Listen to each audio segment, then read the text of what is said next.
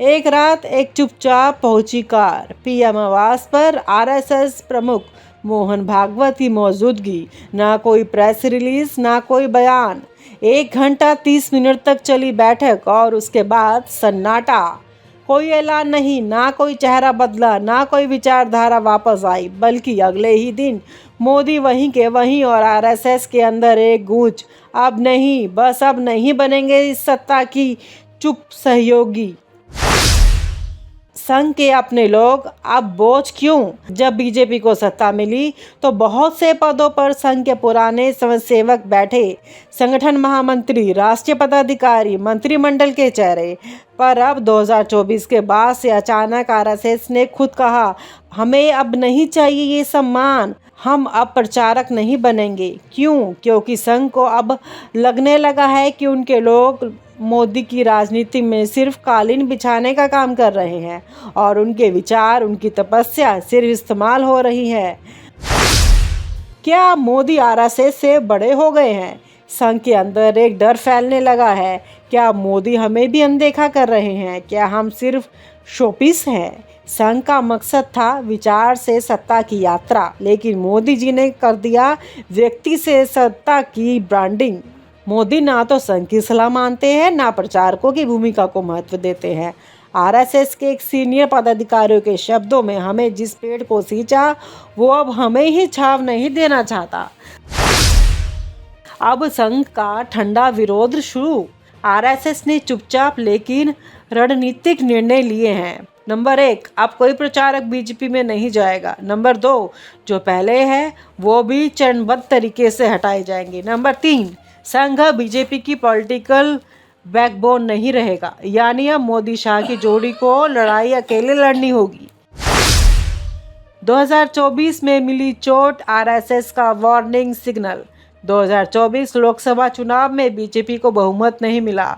नरेंद्र मोदी को फिर से पीएम बनाना पड़ा, लेकिन गठबंधन की बेसाखी पर कई सीटों पर हार का कारण आरएसएस कार्यकर्ताओं की उदासीनता। ना प्रचार, ना जमीन पर काम। संघ ने चुप रहकर बहुत कुछ दिया है। यह संकेत था कि संघ अब दूरी बना रहा है। मोदी की रणनीति, संघ को प्रतीक्षा में रखना। मोहन भागवत सोचते रहे, इंतजार करते रहे कि कोई संवाद शुरू होगा, लेकिन मोदी का रवैया एकदम अलग। कोई जवाब नहीं, कोई कार्यवाही नहीं, और संगठन में भी मोदी शाह की पकड़ पहले से ज्यादा मजबूत। संघ को समझ आ गया, अब मोदी को रोका नहीं जा सकता और संघ का अस्तित्व खतरे में है। बीजेपी में आरएसएस की छाया अब धूमिल। भाजपा के वो नेता जो संघ के करीबी थे अब हाशिए पर है। मनोज सिन्हा साइडलाइन, विप्लव देब हटाए गए, देवेंद्र फडणवीस बैकफुट, संघ प्रिय विधायक टिकट से वंचित। मोदी शाह अब लॉयल्टी पर काम करते हैं, विचारधारा पर नहीं। आरएसएस को यह बात सबसे ज्यादा चुभती है। अब संघ का क्या प्लान है? संघ अब कुछ बड़े निर्णयों की ओर बढ़ रहा है। स्वतंत्र सामाजिक आंदोलन पर फोकस, शिक्षा, ग्राम विकास, जातीय समरसता, राजनीतिक विकल्प तैयार करने की भूमिका, क्षेत्रीय दलों को नैतिक समर्थन, बीजेपी विरोधी लेकिन राष्ट्रवादी चेहरे की तलाश, न्यू राइट विंग स्पेस बनाना जिसमें मोदी नहीं विचारधारा हो केंद्र में। अब भाजपा की चुनौती क्या है? आरएसएस के बिना बीजेपी क्या कर पाएगी? आरएसएस का काउंटर हर बूथ पर, हर गलियों में, बिना पैसे, सिर्फ निष्ठा से काम करने वाला। अब यह नेटवर्क मोदी के साथ नहीं रहेगा। बीजेपी अब सिर्फ सोशल मीडिया पर, आईटी सेल और टीवी पर जीतेगी, लेकिन ज़मीन पर वह संघ की गैर मौजूदगी एक खालीपन है, और यह खालीपन 2019 से पहले मोदी के लिए एक बड़ा खतरा बन सकता है। क्या 17 सितंबर को मोदी कुछ कहेंगे? 17 सितंबर 2025 मोदी होंगे 75 साल के, वहीं उम्र जिस पर उन्होंने एल.के. आडवाणी और मुरली मनोहर जोशी को रिटायर किया था। आरएसएस वही चाहता था, मोदी जी भी उस नियम का पालन करें। लेकिन मोदी खामोश। अब सवाल ये नहीं मोदी रिटायर होंगे या नहीं, सवाल ये है कि संघ अब बीजेपी से रिटायर हो चुका है या नहीं। सियासत में आने वाले भूचाल। आरएसएस अब मोदी के लिए कालीन नहीं बिछाएगा। प्रचारक अब उनके लिए संपर्क सूत्र नहीं, संदेश बन चुके हैं। बीजेपी अपनी सबसे बड़ी ताकत विचारधारा से निकले कार्यकर्ता को खो रही है। अगर यही चलता रहा तो 2019 के चुनाव में भाजपा के पास चेहरा तो होगा लेकिन ज़मीन नहीं। संघ की चुप्पी अब विद्रोह बन चुकी है और अगर मोदी जी समझ नहीं पाए तो वो दिन दूर नहीं जब प्रचारक नहीं बल्कि जनता ही कहेगी अब बहुत हुआ। ये कहानी उसी दिन शुरू होती है जब मोहन भागवत पीएम आवास पहुंचे थे। 1 घंटे 30 मिनट की गंभीर मीटिंग के बाद संघ को लगा कि जल्द ही कोई निर्णय लिया जाएगा, संकेत मिलेगा या कम से कम एक दिशा तय होगी। पर 1 महीना बीत गया और नरेंद्र मोदी की तरफ से कोई शब्द नहीं, ना कोई बयान, ना कोई संदेश, ना पार्टी नेतृत्व में बदलाव की चर्चा और ना ही उस 75 साल की परंपरा पर कोई संकेत जिसे संघ हमेशा मानता रहा। संघ की उम्मीद, क्या मोदी रिटायरमेंट लेंगे? संघ के शीर्ष नेतृत्व की बहुत साधारण सी अपेक्षा थी, मोदी जी 17 सितंबर को 75 वर्ष के हो जाएंगे। क्या वो एल के अडवाणी और मुरली मनोहर जोशी की परंपरा का पालन करेंगे? क्या वे खुद ही पद से हटने की घोषणा करेंगे? क्या वे आरएसएस को एक उत्तराधिकारी की भूमिका में शामिल करेंगे? लेकिन कुछ नहीं हुआ, ना कोई प्रेस कॉन्फ्रेंस, ना पार्टी के अंदर चर्चा और ना ही आरएसएस का कोई औपचारिक जानकारी। संघ ने सोचा बहुत हो गया। संघ का फैसला, अब कोई प्रचारक नहीं भेजा जाएगा बीजेपी में। जिस बात की तैयारी महीनों से चल रही थी अब उसे आधिकारिक बना दिया गया। आरएसएस ने ऐलान कर दिया है अब से हम बीजेपी में कोई प्रचारक नहीं भेजेंगे। अब संघ पूरी तरह राजनीति से दूर रहेगा। हमारे समय सेवक अब सत्ता के लिए काम नहीं करेंगे, समाज के लिए करेंगे। ये सिर्फ नीति बदलाव नहीं था, ये ऐलान जंग था, एक कूल दिखाने का विद्रोह। संघ की नाराजगी सिर्फ प्रचारक नहीं, विचारधारा का अपमान। संघ के भीतर की चर्चा और गुस्सा ये नहीं कि मोदी ने कोई नया नियम तोड़ा, गुस्सा इस बात का था कि उन्होंने आरएसएस को मौन कर दिया। संघ चाहता था जातीय जनगणना पर बीजेपी रुख बदले, 75 वर्ष की सीमा का पालन हो, आतंकवाद पर सख्त संदेश जाए, राष्ट्रपति पद को लेकर भी संघ से विचार हो। पर मोदी ने ना तो कोई चर्चा की ना सलाह ली। यह सत्ता की अहंकारपूर्ण स्वतंत्रता थी जहां सहयोग को हस्तक्षेप समझा गया। बीजेपी में संघ का प्रभाव कैसे खत्म हुआ? मोदी शाह की जोड़ी ने पिछले 10 वर्षों में धीरे धीरे बीजेपी से संघ की जड़ों को काटा। प्रदेश अध्यक्षों में संघ की सिफारिशें ठुकराई गई, चुनावी रणनीति पूरी तरह निजी पीआर एजेंसियों ने दे दी गई, शाखा के कार्यक्रमों को प्रचार से काट दिया गया और 75 वर्ष की उम्र की मर्यादा भी इतिहास बन चुकी है। अब बीजेपी में संघ का नाम है पर काम नहीं। संघ की नई रणनीति, समाज निर्माण, सत्ता नहीं। अब संघ अपनी ऊर्जा निम्न कार्यों में लगाने जा रहा है। नंबर 1, शिक्षा और भारतीय संस्कृति पर जोर। नंबर 2, मंदिरों और धार्मिक स्थलों के प्रबंधन में सुधार। नंबर 3, धर्मांतरण विरोधी आंदोलन को पुनर्जीवित करना। नंबर 4, युवाओं में शाखा की उपस्थिति को मजबूत बनाना। नंबर 5, बीजेपी के बिना भी हिंदुत्व जीवित है। नंबर 5, बीजेपी के बिना भी हिंदुत्व जीवित है का प्रचार करना। संघ अब विचारधारा को पार्टी से अलग करने में लगा है क्योंकि पार्टी सत्ता के नशे में संघ को बैठा हुआ शेर समझ चुकी है। क्या मोदी को फर्क पड़ा? अब ये सवाल है, क्या नरेंद्र मोदी को फर्क पड़ा? इस दूरी से बाहर से देखो तो नहीं, वो अब भी बीजेपी पर पूरी पकड़ बनाए हैं। संगठन और सरकार दोनों उनके इशारे पर चलते हैं। उन्हें ज़मीनी नेटवर्क नहीं, डिजिटल नेटवर्क पर भरोसा है। लेकिन 2024 में बीजेपी की गिरती सीटें और संगठन की मजबूती इस बात की गवाही है कि संघ का मौन समर्थन की बीजेपी की सबसे बड़ी ताकत थी और अब वो ताकत छिन चुकी है। अगला बड़ा मोड़, मोदी का रिटायरमेंट। संघ अब सिर्फ एक बात का इंतजार कर रहा है, क्या मोदी 17 सितंबर 2024 को रिटायरमेंट लेंगे? अगर मोदी खुद हटते हैं तो संघ फिर से भूमिका निभा सकता है, नए चेहरे को बढ़ावा देगा। 2029 के लिए तैयार होना, बीजेपी को वापस वैचारिक पार्टी बनाना। लेकिन अगर मोदी हटने से इनकार करते हैं तो संघ भी नई नीतियों का रास्ता अपना सकता है। संघ कोई राजनीतिक पार्टी नहीं है, लेकिन बीजेपी उसकी राजनीतिक शाखा है। ये बात पिछले 7 दशकों से बार बार कही गई है, लेकिन अब लगता है कि ये रिश्ता भी नो स्ट्रिंग्स अटैच्ड मोड में जा चुका है। 2024 की गर्मियों में जब देश की राजनीति चुनावी नतीजों और जोड़ तोड़ में उलझी थी, तब नागपुर से एक ऐसी खबर आई जिसने दिल्ली की सत्ता की नींव हिला दी। आरएसएस अब बीजेपी को प्रचारक नहीं भेजेगा। संघ और भाजपा का रिश्ता कोई आज का नहीं है। 1951 में श्यामा प्रसाद मुखर्जी ने जब जनसंघ बनाया, तब संघ ने अपनी जमीनी नेटवर्क से उसे खड़ा किया। 1980 में जब भाजपा बनी, तब भी संघ ने ही इसे खून पसीना दिया। अटल आडवाणी से लेकर मोदी शाह तक हर बड़े नेता का कनेक्शन संघ से रहा। लेकिन 2024 के बाद अचानक सब कुछ बदलने लगा। 2024 के लोकसभा चुनाव में बीजेपी को पूर्ण बहुमत नहीं मिला। मोदी सरकार बनी, लेकिन गठबंधन के सहारे। आरएसएस को उम्मीद थी कि अब बीजेपी आत्ममंथन करेगी और संघ के आदर्शों की और फिर से लौटेगी। लेकिन ना संगठन में कोई बदलाव हुआ, ना टिकट वितरण में संघ की सलाह मानी गई और ना ही सरकार के एजेंडे में कोई संघीय सुधार आया। संघ ने एक एक करके 3 सलाह दी थी। 75 की उम्र के बाद नेतागिरी से संन्यास लिया जाए, संगठन में क्षेत्रीय नेताओं को बढ़ावा मिले, परिवारवाद और चमचागिरी पर रोक लगे। मोदी ने तीनों को नज़रअंदाज किया।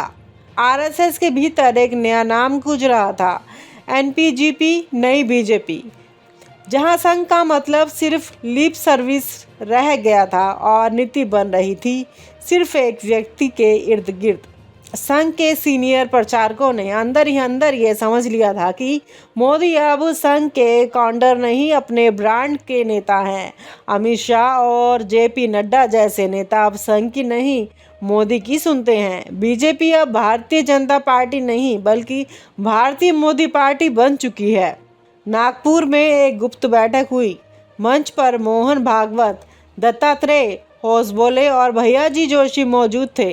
इस बैठक में सर्वसम्मति से यह निर्णय लिया गया कि अब किसी भी राज्य या केंद्र में भाजपा को संघ प्रचारक नियुक्त नहीं किया जाएगा। संघ अब भाजपा के सांगठनिक मामलों में हस्तक्षेप नहीं करेगा। स्वयंसेवक सत्ता से दूर रहेंगे। यह नीति फिर से लागू होगी। आरएसएस की नाराजगी के असली कारण। मोदी सरकार ने कई ऐसे कदम उठाए जो संघ की विचारधारा से मेल नहीं खाते। प्रचार में सिर्फ मोदी, ना राष्ट्र, ना विचारधारा। नंबर 2, संघ की उपेक्षा। कोई बड़ा निर्णय लेते वक्त संघ से चर्चा नहीं। 3, नए चेहरों को संघ की बजाय आईटी सेल के जरिए लाना। अब विचारधारा से नहीं, वायरलिटी से नेता बन रहे हैं। 4, 75 की उम्र की सीमा का उल्लंघन। आडवाणी, जोशी जैसे बुजुर्गों को हटाने वाले मोदी 17 सितंबर 2025 को 75 के हो गए। संघ चाहता था कि मोदी उसी आदर्श को अपनाए, लेकिन पीएमओ से कोई जवाब नहीं आया। संघ की दूरी के बाद बीजेपी के भीतर बेचैनी है। यूपी में संघ का हस्तक्षेप खत्म होते ही योगी कैंप और शाह कैंप आमने सामने आ गए। महाराष्ट्र में देवेंद्र फडणवीस का संघ सपोर्ट कम हो गया तो वो साइडलाइन हो गए। दक्षिण भारत में बीजेपी के काडर संघ की गैर मौजूदगी से कमज़ोर पड़ गए। अब बीजेपी नेताओं के बीच फुसफुसाहट शुरू हो गई है। अब मोदी जी की उम्र भी आ चुकी है। अब सरबराही में भी बदलाव आने की ज़रूरत है। आरएसएस का असहमत स्वर साफ है। जब तुमने दूसरों को उम्र के नाम पर हटाया तो खुद क्यों नहीं? संघ के सीनियर का मानना है कि एक लाइन तय होनी चाहिए, 75 के बाद राजनीतिक संन्यास। लेकिन मोदी खामोश है। अब सवाल है कि क्या मोदी 17 सितंबर को खुद कोई घोषणा करेंगे? क्या बीजेपी नया चेहरा लेकर तैयार करेगी, या फिर अब संघ एक नया राजनीतिक विकल्प खड़ा करने की तैयारी में है? 2024 के लोकसभा चुनाव में बीजेपी को पूर्ण बहुमत नहीं मिला। मोदी सरकार बनी, लेकिन गठबंधन के सहारे। आरएसएस को उम्मीद थी कि अब बीजेपी आत्ममंथन करेगी और संघ के आदर्शों की और फिर से लौटेगी। लेकिन ना संगठन में कोई बदलाव हुआ, ना टिकट वितरण में संघ की सलाह मानी गई और ना ही सरकार के एजेंडे में कोई संघीय सुधार आया। संघ ने एक एक करके 3 सलाह दी थी। 75 की उम्र के बाद नेतागिरी से संन्यास लिया जाए, संगठन में क्षेत्रीय नेताओं को बढ़ावा मिले, परिवारवाद और चमचागिरी पर रोक लगे। मोदी ने तीनों को नज़रअंदाज किया।